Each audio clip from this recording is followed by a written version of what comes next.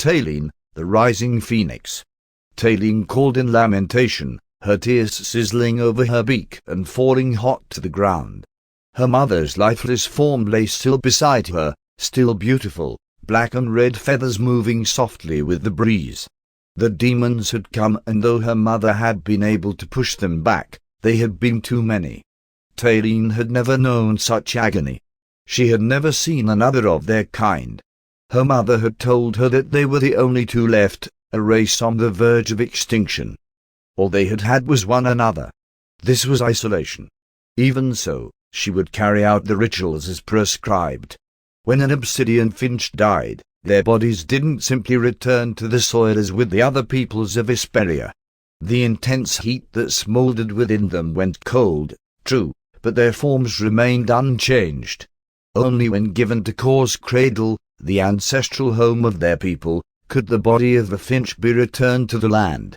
Usually, the journey to the cradle was a solitary one, called the flight of return, taken by a finch nearing the end of its life. Her mother had not been able to make this journey, so Talene would have to take her instead. The journey, even by flight, took many days. Talene was slowed further by the burden she bore. She travelled in silence and reflected. This was the first time in her life that she had experienced silence for such a long stretch of time. There was nothing but the sun, the clouds, the wind, and her thoughts. She recognized the strangeness of the circumstances through her grief. The very last of a race that had soared since the age of dragons.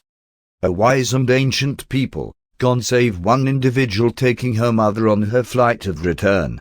She looked out over the vastness before her, leading to the plumes of billowing smoke from the cradle, still leagues away, and made her decision.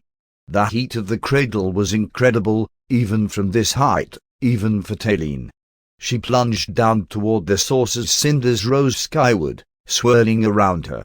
The acrid smoke singed her lungs as she dived ever closer, and her feathers began to singe. She was the last.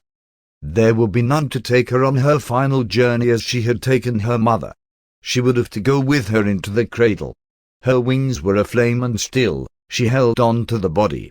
With the final call punctuating the existence of her people, she disappeared into the flaring crevice. She opened her eyes. The flames danced around her on a lake of molten rock. The heat now was warm, comforting. Sparks danced upward to dark, winged silhouettes. Finches, more than she could possibly imagine. Among their outlines, she spotted her mother. These were the ancestors. The entirety of her lineage, stretching back to the beginning.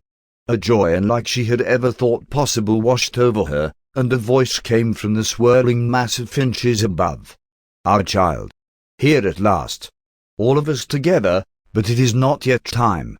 The age of obsidians has passed, yet many others have not.